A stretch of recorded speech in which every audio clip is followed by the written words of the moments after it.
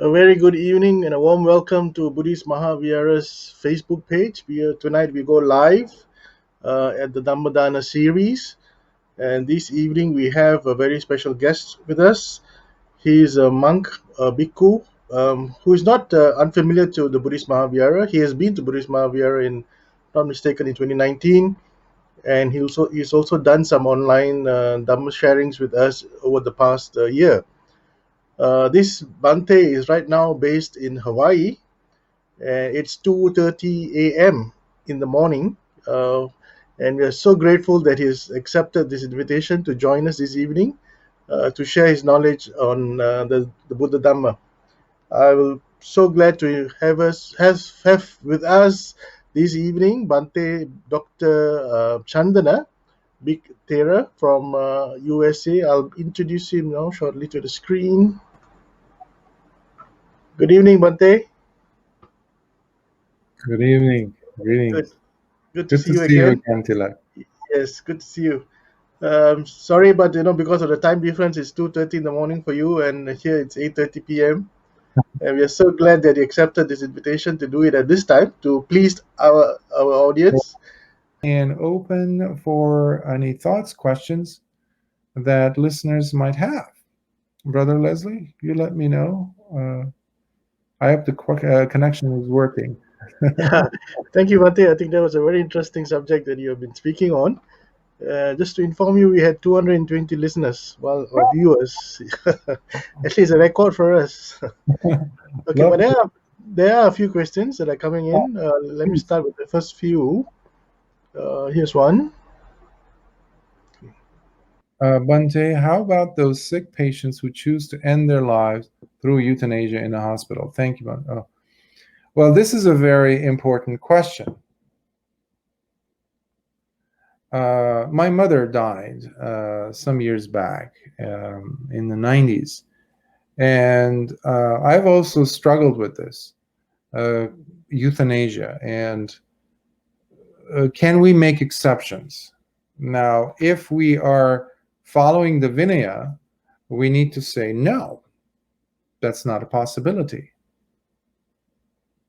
Because there's an active, even if you're pulling the plug, as they say here, if they're on a resuscitation, automatic life resuscitation machine, for example, or a ventilator, and you pull the plug, you have essentially caused the death of someone, even kill someone. So I see this depending on a case-by-case basis, but still, as a bhikkhu, as a practitioner, I cannot just say, like give an umbrella term and say yes or no. It's not a black and white situation, because there's so many elements to it that needs to be looked at on an individual case-by-case basis. One of them, for example, being, is the person physically dead, but the mind, the brain is still functioning, so they're not technically, clinically dead? And how much data can we have? I mean, if I'm giving an extreme case, I know. Somebody who's physically in so much pain to the point that it is affecting their mind. This last portion is what I really focus on, other than the intentionality of the person who wants to pull the plug.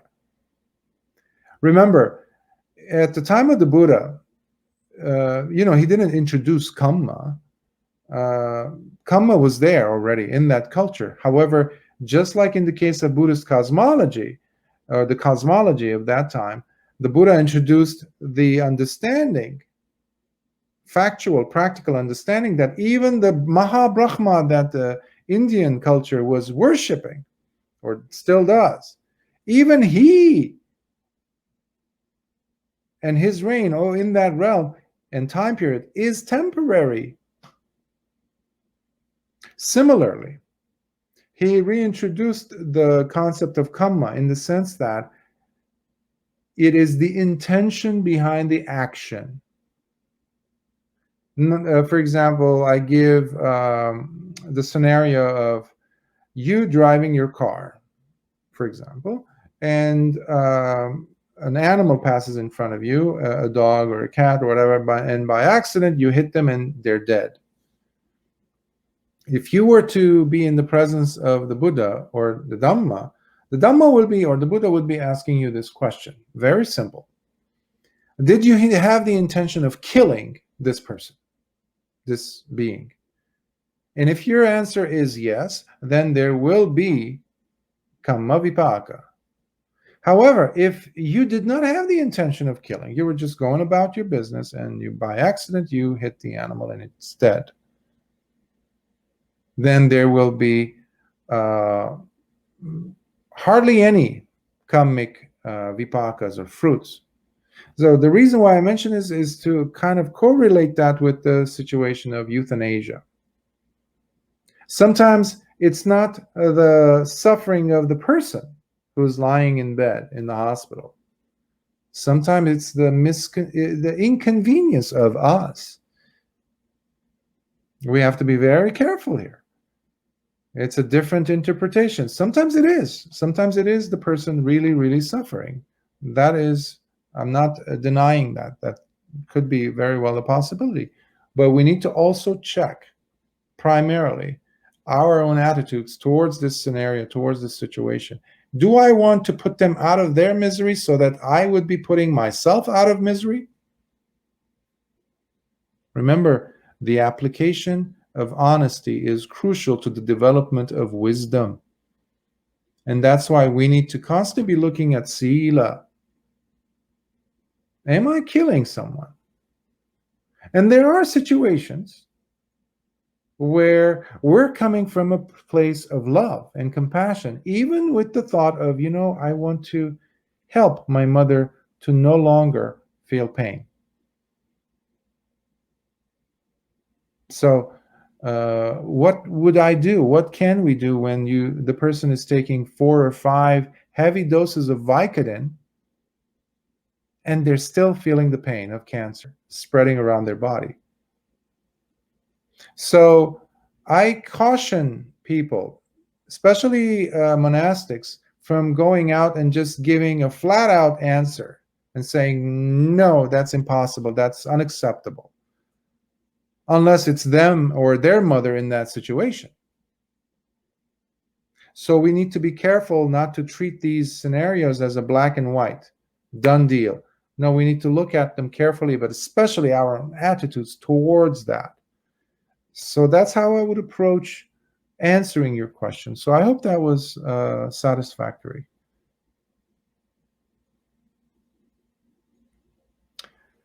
Bhante, what should we do to invoke the protection of Devas and Deities? The most important way to protect ourselves is through our actions. I know it's not as exotic of an answer as what you might have expected, but we need to come back to the person in the mirror, us, ourselves, first. And once the quality of the thoughts, and by the way, when we say actions, in Dhamma, we have 3 layers of actions, right? We have the physical, bodily action, of course. We have the speech action. What we say to ourselves between the ears and what comes out of the lips, very important action. It can be healing or devastating, constructive or destructive. So what kind of an action is my speech involving in? And the third one, the mind. Now, coming back to the Devas, the Devas love a person who lives in harmony in the mind. There's no confusion. They feel attracted to love, loving kindness, not just carnal love between 1 or 2 people, etc. Refined levels of love, loving kindness, which the Buddha used the term metta, karuna, mudita. When your happiness is my happiness, I don't see a separation. That really gets Devas very much interested in being around you. And when they are around you, you are already blessed.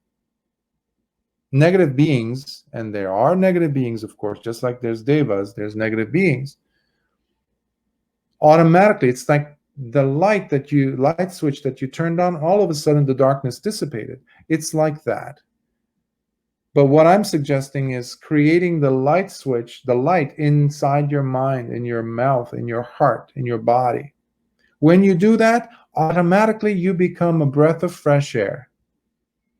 Like, have you ever walked on the street or somewhere you're going through the neighborhood, and all of a sudden you get a whiff of some jasmine or roses or something delicious, something so fragrant? All of a sudden that captivates you, that gets your attention. A person who thinks good thoughts, a person who thinks about well-being of others, it's like that fragrance to the devas. The devas are not that much interested to be around people. And the Buddha gives so many lovely examples when he was asked about, for example, well, how come they don't come back and talk to us and tell us, our loved ones, when they die, they go to heaven. How come they never return? This was some of the themes of the questions. And the Buddha said, imagine you were in the sewage, in the gutter, in piles of disgusting excrement, smelly, dirty, urine, everything. And some people come in and pull you out from that pit. And they wash you, they shower you with water, they clean you up, they obviously throw away your clothes, and they change you. They clean you up, they put you in buckets and pools of perfume and fragrance, and then they wash you again, and then they put you in through more and more perfumes, etc. And then they dress you up in the most finest of clothes. Finest. Now, he says, would you be interested in going back to the cesspool where you were, in that smelly pile of sewage? Would you be interested to go there? Well, that's the situation, the dilemma of many devas. They don't want to come back to this realm because it is, to them, it is like sewage. I tell this to my students and they start laughing. Well, I also add, well, so long as there's no metta, there's no love, there's no genuine compassion to be generous, to be loving, to be kind to one another, starting with ourselves. So immediately in the cesspool, you can create a deva realm. The fragrance that I was mentioning, all of a sudden, it grabs the attention of the devas, and they're like, where is this lovely stream of thoughts coming from? And they become curious and they start hovering around you. They love, by the way, the devas, especially certain category of devas, love the Dhamma very much. Many of them have, in fact, for them, the Buddha's passing is like yesterday, because time doesn't mean much to them because they live such long lives. So they had heard the Buddha's own words from his own lips. And they miss it so much. So you also have devas who practice the Dhamma. And when they hear the Dhamma, suddenly they gravitate closer. They come. Because it's rare. And especially if they see someone who's practicing the Dhamma, oh, they really love that. I have students who practice and they start saying how their lives have changed. And I remind them not to be so surprised. Because the devas will automatically bless you by their presence. Good things will happen because the negative energies have fallen behind. Remember, you turned on the light switch. And the darkness, where is it? It's gone. So we need to be careful with our thoughts. Because just like the cesspool could turn into a deva realm can turn into a cesspool when your thoughts of compassion, loving kindness suddenly turn into hatred, when you hear, or when you become fearful, which is why I consider this time period very damaging and detrimental in humanity's history, because there's so much fear in the world. There's so much fear in the world. Wherever I've traveled during this past year, I was joking with one of my students the other day. I said, it's amazing, but this year has been the year where I've traveled the most in my entire life, and I've traveled a lot. And I've seen so many people carrying this burden of fear. Well, fear is the same thing, in effect, to having negative thoughts, which will push the devas away. So please don't become victims of fearful thoughts, fearful words, fearful actions. Instead, work with bringing joy in your life, looking around you and say, oh, at least I have my eyesight. At least I have some of my loved ones. I still am able to walk. Celebrate that. And you bring joy into your heart. And guess what? Joy is another quality of the heavenly realms. So I would approach it like that. And of course, doing the Tisarana, taking refuge in the Buddha, Dhamma, and Sangha, these are the ultimate sources of refuge in existence, in the universe. Nothing is higher. No God is beyond that. And they know. They know, and they will bow down to that, but they will bow down to the truth of it within the heart of the person. It's not through words, remember. It's not through pujas, blind ceremonial things. That's total nonsense. It's the quality of the mind. It's through action.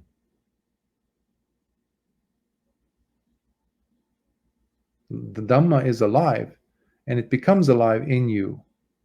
The defilements are also in us, in the heart, as is the Dhamma. So the question is, what is dominating my heart more? Is it the kileshas, the defilements, lobha, dosa, or raga, dosa, or moha? Or is it the practice of, for example, metta, karuna, mudita, upekkha, or dana, wishing well-being to someone else? Which one is dominating the heart? And when it is the second one, suddenly you created the guest house for your devas, and they will love to be around you. They like offerings, sure, when you think about them, yes, but that means nothing compared to a beautiful, selfless thought in your heart and a positive attitude, uplifted mind that really gets them excited.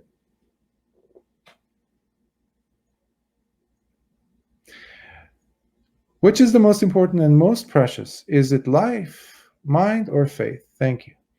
It's a combination. If you've been carefully listening to what I was saying, you see how working on the mind is life work. Life work. And faith is important. In Buddhism, in the Dhamma, we have saddha. Some people say, there's no faith in Dhamma. And that is not entirely true. The Buddha did not teach blind faith, but there is faith. So, for example, we must have the basic elemental beginning level of faith, at least in the Buddha, in the awakening of the Buddha, when we start this patipada, in this practice. So we need to have that. Okay, when I'm sharing with you some Dhamma and I say Sila, Samadhi, Panya, at least, even if you do not have any of those in your life, you start to have, the person needs to have, rather, a level of faith in themselves to be able to cultivate and maintain these qualities for some brief, at least, moment in time. Faith in your goodness, so many times I mentioned to students, that's essential. We're not forcing something, like putting a square peg into a round hole, forcing it with a hammer. That's not the Dhamma. That's not this practice. In fact, it has nothing to do with the Dhamma of Lord Buddha. So we need to apply wisdom, whether we're dealing with life, whether we're dealing with the mind, whether we're dealing with faith. So we start with the basic faith, presence of faith towards the Buddha, the Dhamma, and the Sangha. Now, they have the person's own life, your own mind, as their testing ground. Your life is the testing ground for the Dhamma. I tell students, never believe anything I say. Never. Even if I quote the suttas.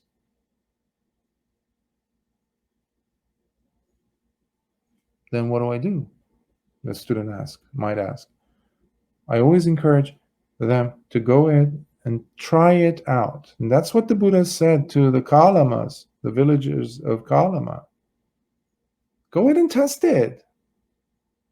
Try it. For example, if your faith system, usual faith system, is something like you wake up in the morning and you're going to go to work and you're thinking, oh, there's going to be traffic. Or when you get something, an email, and your thinking is your faith system. Faith system can be a synonym for belief system. Could be a synonym for your framework, your negative bias, etc. in this case. So if you're expecting emails and the moment you see an email pop or a text message, SMS comes to you, you start thinking, oh, it's going to be the worst news ever. That means it's the absence of faith. So you are bringing in negativity. Remember, what comes out into the next moment, into the future, depends on what's happening now. What I do now dictates what will come next. So life, a mind, so you're purifying the mind from all the junk, all the nonsense, the toxic stuff of negative bias.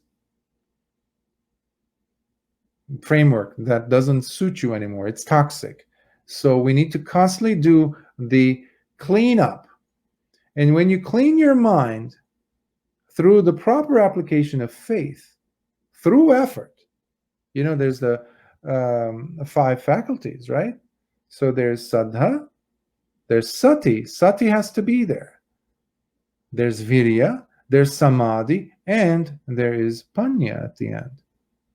So these applications suddenly bring the person to a mental quality that is purer, and then your life becomes purer. And because of that, there is more saddha. So they start adding each other up. That's why it's an organic, cumulative impact that your work will be producing. But it needs to have the presence of honesty, where you say, what is the quality of my faith system today? So that's what I would offer you. Bhante, sorry, just to interrupt, we have about 5 or 6 questions left to go, so maybe we might have to cut short the answers a little bit. Oh, okay. I don't mind answering them, but I can cut all those questions. But don't worry about me or my time, please. But yes, isn't the state to which all Buddhists aspire? Isn't it nirvana, the state to which all Buddhists aspire? I cannot speak for all Buddhists, and what do we mean by Buddhists? For example, it takes a lot of courage. I used to teach leadership classes when I was a layman many years ago in a college, and one time a student came to me crying. And I said, why are you crying? And she's an adult. And she said, I realize now how much of an obstacle I have been for myself. And I asked why. She said, I am my biggest obstacle because I apparently don't want to succeed. She had never had the thought of becoming a leader and becoming a successful leader in her field. So we talk about nirvana or nibbana, but people really oftentimes, I can't speak for everyone, as I was saying, they don't have the proper understanding what nibbana is. It's like, I want to be rich. Okay, why? Why? The person needs to first understand why we aspire to attain nibbana. And the fact that I'm coming back to is the presence of dukkha. Now, everyone is experiencing dukkha on some level, but how many of us are awake to dukkha? Meaning, are we aware of the presence of dukkha? And how deep is that wound? How deep is that realization? That brings the person to that realization that, oh, I need to get rid of this. What are the causes? And then they start doing the Four Noble Truths. So automatically, the person transitions towards Nibbana. Nibbana is not a state up there somewhere, a place that we go to in time and space. It's the transformation of the quality of the mind. People sometimes are shocked when I tell them that in this practice you can experience mini nibbanas, small nibbanas. And how do you do that? When you see that there is dukkha, the first noble truth, when you understand the causes, the origin, how dukkha arises, that's the second noble truth, and then you realize that the second noble truth is because I'm attached to something that I want that is not happening. So when you understand it and you let go, suddenly there's a third noble truth, which is nirodha, which is the cessation. That is nibbana. That is nibbana. Small, because the pain just dropped. And how do we do this? Continuously, we practice the magga, attangika magga, which are the eightfold path: right speech, right view, right intention, right speech, right action, right lifestyle, right effort, right mindfulness, and right collectedness of mind. And if they are on the right path with a good teacher and following the suttas, following the teachings of the Buddha, not commentaries, including the Visuddhimagga, but go back to the suttas, and they're being observed, followed, and attended by the teacher, and they're following directions without adding or taking anything out. Suddenly the person knows for oneself the experience of Nibbana. You can experience Nibbana in this life. There's no guesswork here. We don't gamble. So, next question, Brother Leslie. Why Mara is in heavenly abode? That's a question that I struggled with. There are higher realms where there are called beings who control the creations of other beings, and there's a lesser heavenly abode where there are beings who enjoy creating. So, and there's Mara. Mara is different than Satan that you see this depicted in Judeo-Christian Islamic tradition, where there's just evil intent to destroy, to da-da-da-da-da. Mara's main intent, Mara doesn't even want to mess with that, but this character, has, and this goes back to those, I would like to add this to the 10 questions that the Buddha did not want to answer, because the function is more important to me as to why a Mara, an entity like that, is there.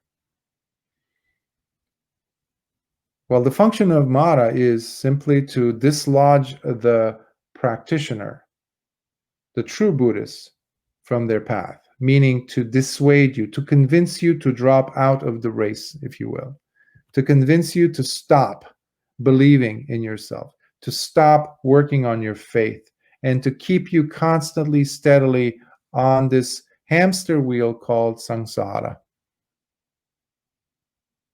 Because just like a child playing with its toys, Mara is playing with different beings, including devas, including brahmas. Brahmas are not necessarily wise, like I was saying earlier. There's a lot of delusion there, and there's a lot of pompous self-centeredness, selfishness in those realms, thinking that they are the God, for example. And that is a delusion that's played nicely, a mirage, a maya played nicely by Mara. So instead of asking that question, I would say, how can I avoid? Because this will take us to metaphysics. And the Buddha always stayed away from philosophy and metaphysics because they don't address the main problem. What is the main problem? That there is suffering. I am suffering, whether through Mara or not. And there's a lovely incident between Venerable Mahamoggallana, who was an arahant, who was advanced student, who was actually the second in command in psychic abilities compared to the Buddha himself. So one day, Mara tries to sneak in, and he sneaks into the gut of Venerable Mahamoggallana and to cause trouble. But because he was already an arahant, the mind, the tranquility, and because he had such tremendous psychic abilities, he saw, he's like, why does my belly feel like I just ate a pound of beans? And he looks and he says, what is the cause of this? And he sees Mara's there. And he says, come out, come out. Mara thinks there's no way that you could actually see me. And he says, no, no, no, I see you, come out. And finally he comes out, and Mara stands away from him right there by the door. And he says, by the way, I could see you. And Mara is really surprised. And he says, I pity you, Mara, because many, many eons ago, I used to be Mara, he says. This is Venerable Mahamoggallana. He was Mara. And this current Mara, who was now taunting him, used to be his nephew. So there's these lovely stories, whether you believe them or not. It's, I like to look at them with the intentionality and the blindness and the delusion of this Mara entity. And my job as a practitioner is to never be caught in the guises, in the plays, or in the games that he plays to convince me to get off the path. I mean, he's very incorrigible in a sense, because he was still, even after the Buddha became the Buddha, he was still trying to convince the Buddha to become attached to his senses, or to kind of push someone like Venerable Sariputta into becoming angry, for example, or Venerable Mahamoggallana. So rather than asking metaphysical questions, we need to come back to the practice, because it takes you away from the practice, such questions. That's how I see it. If you're fixated on it, that is. But if you're learning from this question, because questions are necessary, of course, but how are they helping to reduce my suffering? That is the main question that needs to be asked. Learn from these questions, of course, and whatever is being offered by teachers. Next question. Are you saying Amitabha Pure Land practice is wrong? As a practitioner of the as a follower of the Buddha, I don't even call myself a Theravada, because Theravada came after the Buddha. But when I go back to the suttas and the teachings of the Buddha that bring results, then yes, the Pure Land is wrong when we compare it to the teachings of the Buddha. Now, I know that many other bhikkhus will not like what I said, because we live in a culture where we're very integrated. We have to be very respectful towards one another, and We have been respectful for one another throughout ages in this tradition, in the Buddhist tradition in general. But when it comes to the Buddha's teaching, when it comes to the Dhamma, we have to set the ground right and say things the way there needs to be said compared to the Dhamma. So I was a scholar, I was a textual analyst. I used to read texts and I used to look at the sources of these texts. And not just Buddhism, of course. And there are disciplines in universities to really critically look, take a piece of text and read it. There were other monks, bhikkhus and bhikshus, also Mahayana, Theravada. And sometimes people, I was a layman at the time, and sometimes people did not like to tear into this text, dig into to look what sources there are coming from. Why? And the professor at the time, he was also a layman, he was surprised. He was scratching his head. He was like, you had also some monks who left the course. Why? Because the questions that were being asked, not to be disrespectful, but they were just being asked in a very logical, critical thinking manner. But it was shaking the blind belief of these monks. They did not want to do it. They felt that they are being disloyal.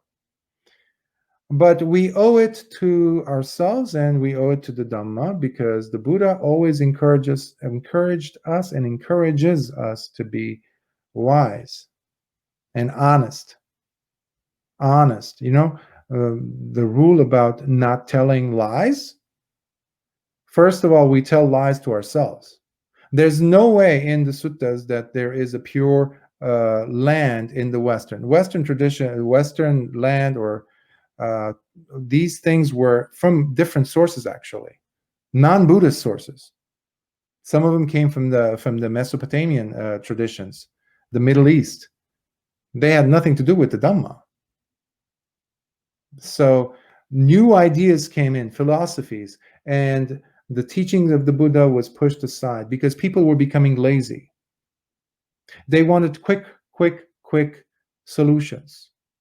That's why if you say certain mantra-like formula, then, I was a believer in this myself, then you are to be reborn in such and such a heaven. Well, unfortunately, that's never been the case. It's blind faith. There needs to be practice. There needs to be work done if we want to end suffering. And we're not gambling. Yes, if I say this many times this, like today I was talking about with another group on Zoom on the futility of mantras, which again is not part of the tradition of the Buddha, if we're being honest. See, I can tolerate these different philosophies and just be nice, but at what cost? We have to be truthful to the Dhamma. Otherwise, the Dhamma has been dying from the moment that the Buddha uttered them, said them. In fact, when he was asked by his students how long the Dhamma would last, he said 500 years at the most. And yes, his teachings lasted at the most 500 years. And it was already being diluted, corrupted by other ideologies. So the Pure Land concept came from the Pure Abodes principle, where Anagamis only can be reborn into, not just anyone. Because several factors have to take place in order for a person to be born in these pure abodes. He talked about Sangyojanas. There's 10 Sangyojanas, 10 fetters. The 5 lower fetters have to drop completely. They don't exist in order for the person to be reborn in these pure abodes, which makes the person anagami. No ifs and buts about this. No amount of convincing will change these principles. Even if you have millions and millions and millions of people believing in this. Well, it's the blind leading the blind. If I keep knocking my head against the wall again and again and again and believing that there's a door, well, you know the answer to that. So we need to go back to the source instead of believing someone else's. So for that, we need practice, proper practice, which requires meditative practice on solid foundation, starting with virtue, then mental cultivation and the gaining of insights. These are crucial for us to be reborn in a legitimate fashion instead of getting some, hopeful or wishful thinking that we one day might be reborn. There's no blind faith in the Dhamma. Again, I'm going back to the teachings of the Buddha. And with all respect to all the other traditions of the Buddhist paths, branches, I am a student of Lord Buddha. I don't put myself in any of the schools. So I have to be honest to the Buddha and the teachings and how the teachings have impacted my life and the lives of my students. And also, in the function of a psychotherapist, I will never ever be giving any of my patients tools or interventions that do not work. I have to know and I have to test it and I have to see if it's functional or not, if it's helpful or not. And then I will say and share these tools or interventions to help ease the suffering of this patient. I will never lie. The Buddha never lied. So we need to come back to these. It has to be tested and seen for oneself and then shared. So that's what I would share for that question. Another question? What are the greatest human qualities we have that can motivate us in our quest for enlightenment? I love that you mentioned greatest human qualities, plural, because the Buddha shared with us the Dhamma in a way where it has so many formulas, formulaic structures, numbers. So you can pick any one of them. I mentioned earlier the Attangika Magga, like the Noble Eightfold Path, or the Four Noble Truths. These are great qualities, the understanding of them, the Eightfold Path, to be able to apply them. But when you're getting closer into the crux of the matter and you're practicing diligently, then inevitably you're going to come across these very important qualities, which he called bojjhangas, the 7 factors of awakening, satta bojjhangas, that start with sati, mindfulness. Then there is dhamma vicaya, penetrative, wise way of investigating. Then you have energy, the perseverance, the thing that keeps you going despite the hindrances that come in, the nibbana. Then you have joy, the factor of joy. Then you have passaddhi, when you have tranquility of mind, which prepares the ground for samadhi. And then you have upekkha. So the Buddha says, if anyone wants to attain arahanthood, or even any of the other stages, then using the satta bojjhangas is crucial. So that would be greatest qualities. But as a human being, and again, obviously there's so many others, great qualities, I don't see these, as you notice, as principles outside of myself. They have to be part of the mind, of the person's personality. So virtue, the Buddha talks about the highest virtue being patience, khanti. But it's an amalgamation. It is a mixture. It is a blend of several qualities, including satya, the truth, being truthful, honest, being courageous, and being courageous when you find yourself to be completely alone, for example, in your understanding, not just thinking, but understanding. When you're alone and you want to persevere, You want to still push through the hardship. When you seem to have no reason to continue, but you do continue, because you realize that in life there might be one person, or just one person in this whole planet of 8 billion. This one person might benefit from you existing today, and you exist for that person to change that person. That can become the greatest quality for you. So, as you notice, I'm not giving you a one answer, like, it's this, not that type of a thing, because depending on the situation, it's very organic.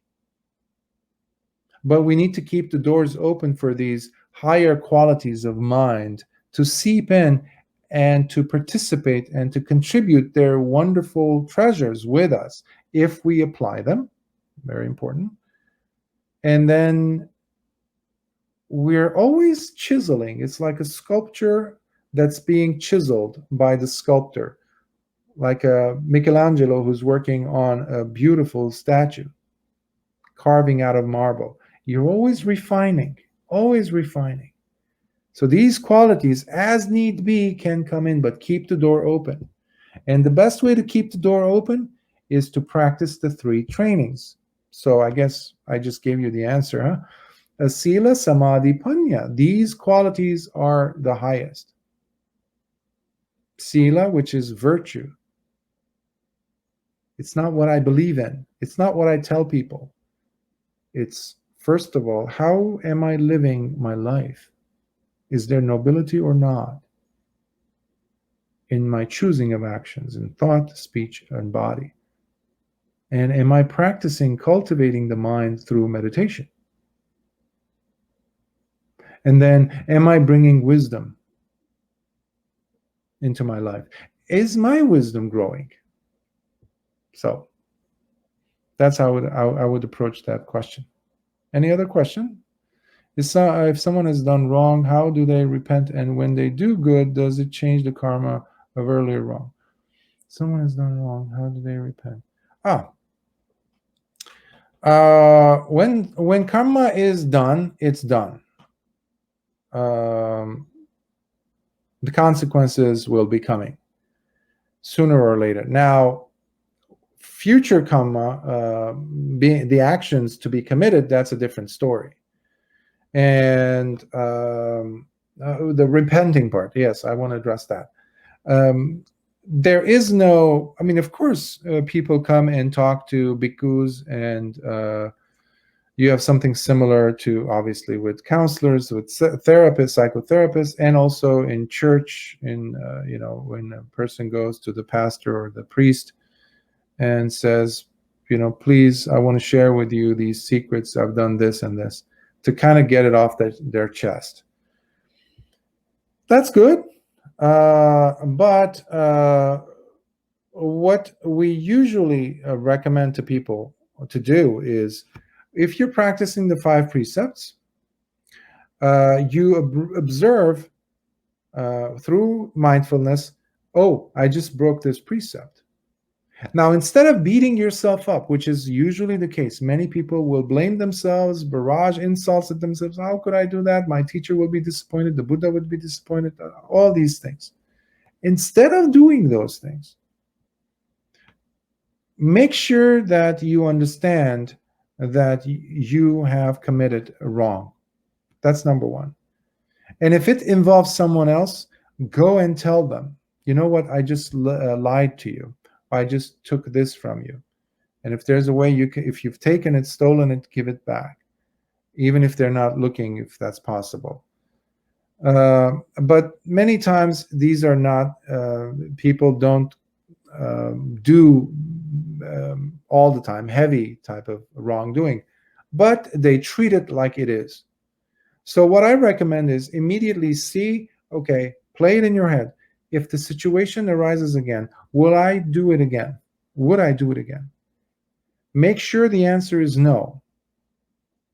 But be honest. Work with your mind. Understand. Talk with your mind. Why am I feeling guilty? Well, because I should not have done that. Why should not? Well, because I know it's bad. Okay, let's work with this.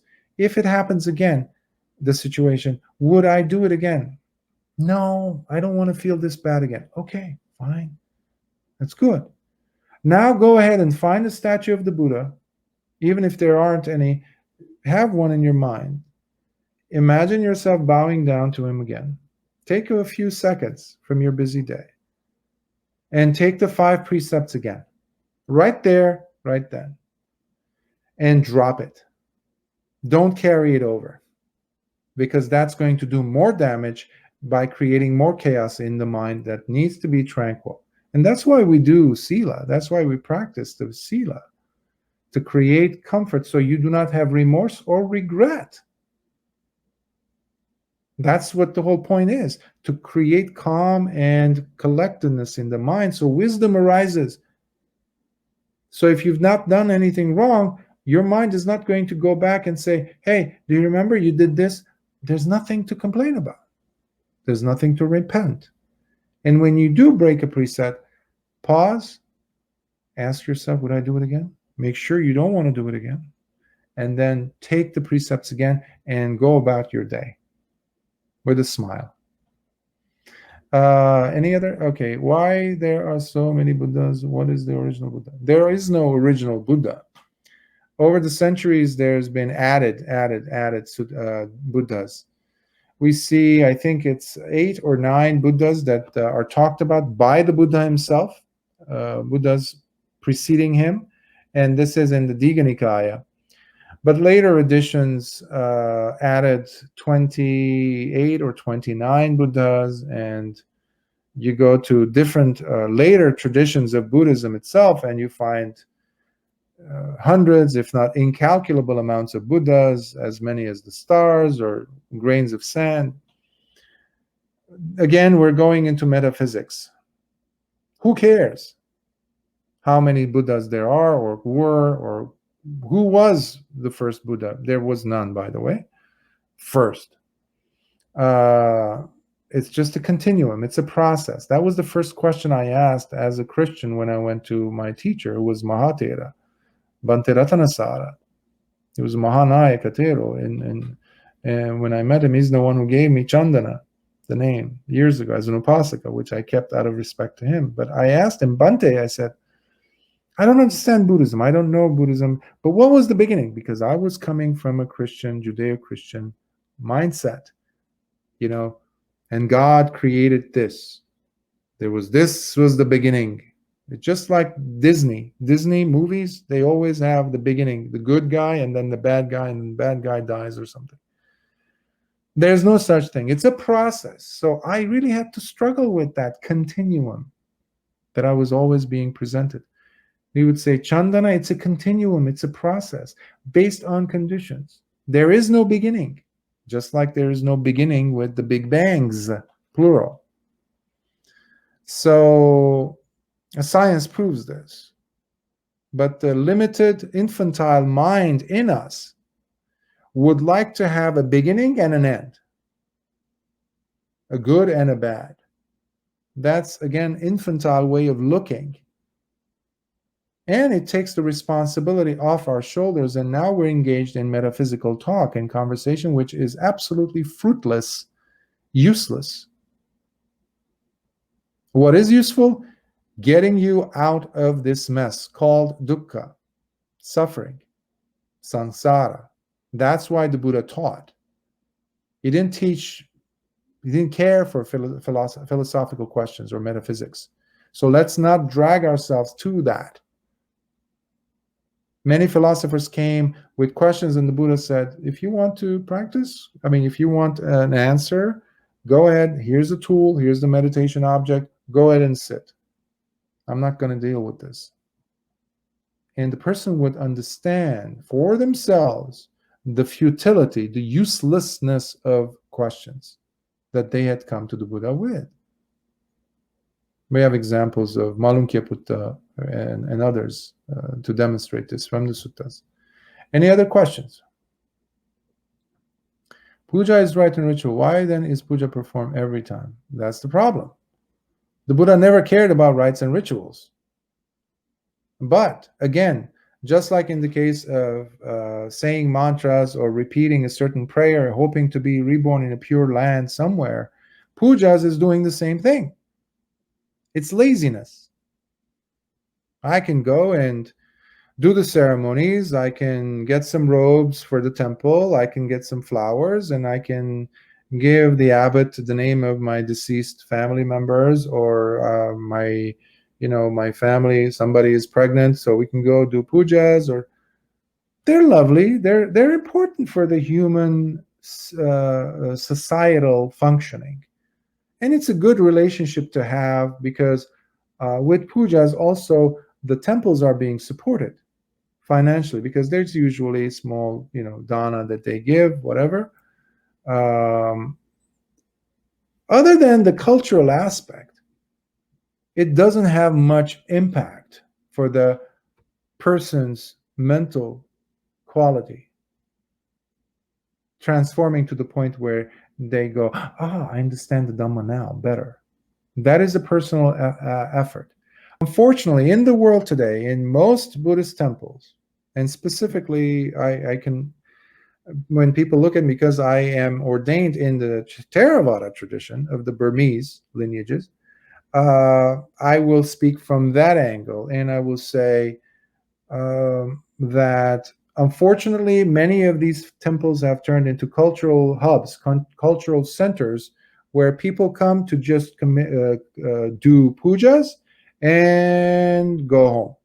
Or especially if you're in a foreign land, let's say in Europe or the US, people come in and all of a sudden they're talking Thai or Sri Lankan, whatever the temple is, or Burmese. So they recreate an island of the old country. So pujas then work their way into creating this cozy societal nucleus, but again, has nothing to do with the Dhamma. Nothing. The Buddha always discouraged pujas. In fact, there weren't that many. So my invitation is for people to go ahead and ask, demand from the abbot, from the monks, from the bhikkhus, to apply and teach them the Dhamma.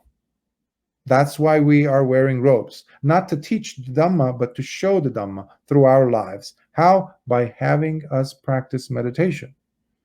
So if the bhikkhu is being supported by the community financially in every way, then the laity, the supporters, the upasakas and upasikas owe it to themselves and to the propagation and the health of the Dhamma, to demand that the bhikkhus and bhikkhunis practice first the Dhamma and to teach the Dhamma to them.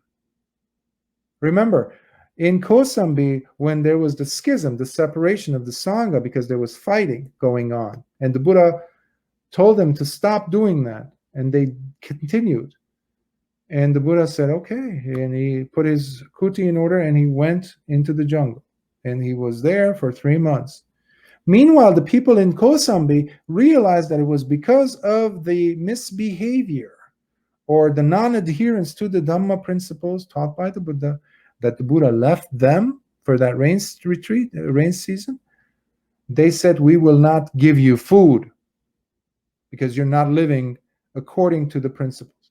So that is what needs to be brought in, where the Dhamma, I'm saying this because the Dhamma is dying, folks. The Dhamma is dying at a very exponential rate.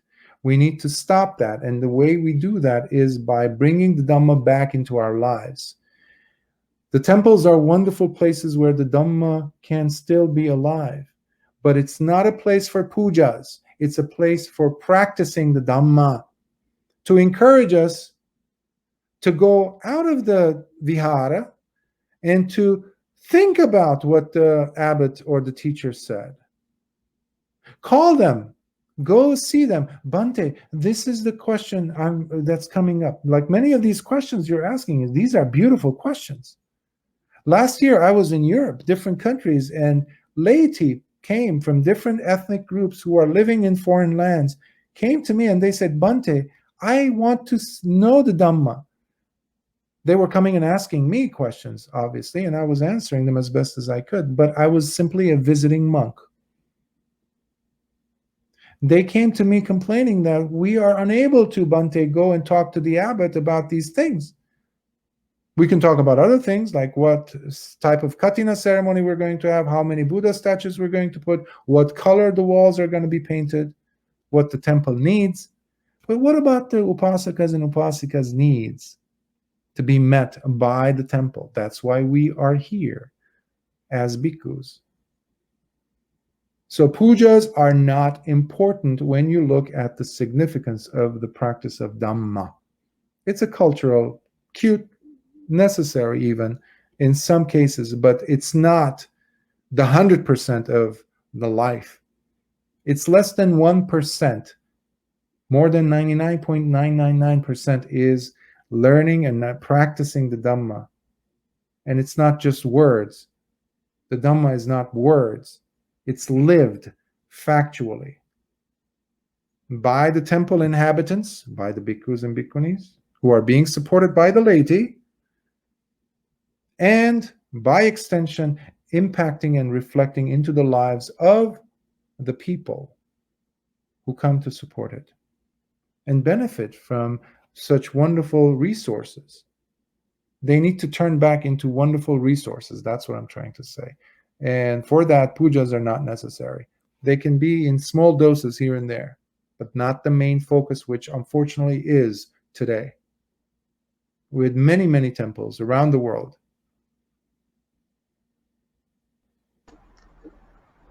Bhante, we are good, Bhante.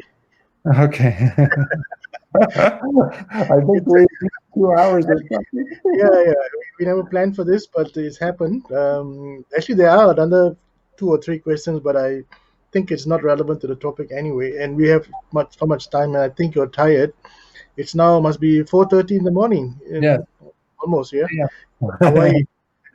So Bhante, I think we have opened a can of red beans. I know. And everybody is now wanting to devour what you have just mentioned. I think it was excellent. We had about 230 people at the max who were viewing us. Yeah. So this is one of the highest viewerships we've ever had. Also because I think the topic was quite controversial, life after death. I think most people like to know what's happening, what would have thought, but we kind of deviated from that topic. And very grateful for you, Bhante, to be with us this morning. So before we end this evening's Dhamma sharing, Bhante, would you kindly do the Anumodana to the Devas and to the departed beings? Sure. Please come to center your mind and take a good deep breath and exhale it out. Open your mind, whether you agreed with any of the things that was said or not, doesn't matter. Open your heart and share the merits from this. Akasata chabumata devanaga mahiddika punyantang anumoditva chirang rakhantu lokasasanam.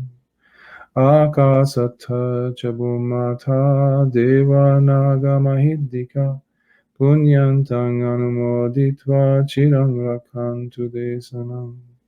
Akasata chabumata devanaga mahiddika punyantang anumoditva chirang rakhantu mam paranti.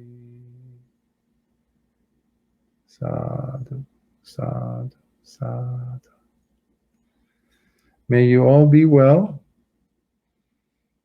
May you keep yourself safe, and may the smile never leave your hearts and your faces.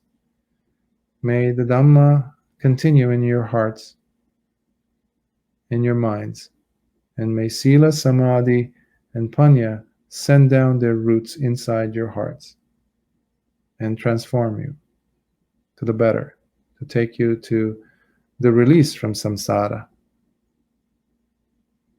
Sukhi hontu. Teruvan Saranai. May the blessings of the Triple Gem be with you. Sukhiyo to Bhante. So we've come to the end of this evening's Dhamma sharing. There are still comments coming in on our Facebook page. Bhante, maybe you can have a look at it when you're rested. And there on our Facebook page, there's non-stop comments. I have to I think, wake up in yeah, a few more hours, yeah, in yeah, 4.5 hours, and give yeah. another talk in Los Angeles. Yeah, 9 o'clock, yeah, 9 o'clock Hawaii time. Yeah. So, on behalf of the management committee of the Buddhist Mahavihara as well as the monks of the Buddhist Mahavihara, we'd like to take this opportunity to thank you for taking time off and to join us and to share your Dhamma knowledge. We always look forward to your Dhamma sharings, Bhante. And to our sponsors this evening, thank you very much for sponsoring this evening's Dhamma sharing. And I hope you had been tuned in and listened to what Bhante had to say. And to all the 200 over listeners, I think right now we have 198 people listening in still after 2 hours almost. You know, thank you for joining in and listening in and paying attention to Bante's words of wisdom. We will look forward to seeing Bante again, hopefully, now that he's based in Hawaii. Um, just as a quick advertisement, let me do this for you, Bante. As you know, Bante doesn't live in a vihara or a temple in Hawaii. He lives alone, so he depends on support from public and also the dayakis to help him for his daily expenses. So if you would like to donate, this is the channel. You go to PayPal and look for Candana Bhikkhu. With that, Suki Hotu and a very pleasant evening to one and all. Sadhu. Yeah.